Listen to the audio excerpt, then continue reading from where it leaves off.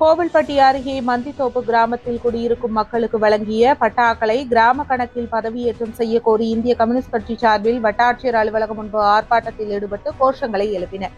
தூத்துக்குடி மாவட்டம் கோவில்பட்டி வட்டாட்சியர் அலுவலகம் முன்பாக இந்திய கம்யூனிஸ்ட் கட்சி கோவில்பட்டி தாலுகா குழு சார்பில் தாலுகா செயலாளர் பாபு தலைமையில் மந்தித்தோப்பு வருவாய் கிராமத்தில் குடியிருக்கும் மக்களுக்கு வழங்கிய பட்டாக்களை விடியாத ஸ்டாலின் அரசு அதிகாரிகள் மெத்தன போக்கால் கிராம கணக்கில் பதிவேற்றம் செய்ய கோரி வட்டாட்சியர் அலுவலகம் முன்பு ஆதார் அட்டை ஒப்படைக்கும் போராட்டம் நடைபெற்றது. இது தொடர்பாக பலமுறை வட்டாட்சியர் அலுவலகத்தில் மனு அளித்தும் அது சம்பந்தமாக எந்தவித நடவடிக்கையும் எடுக்காமல் இருப்பதை கண்டித்து இன்று நடைபெற்ற ஆர்ப்பாட்டத்தில் மந்தித்தோப்பு பகுதியைச் சேர்ந்த 50க்கும் மேற்பட்டோர் கலந்து கொண்டு ஆர்ப்பாட்டத்தில் ஈடுபட்டனர்.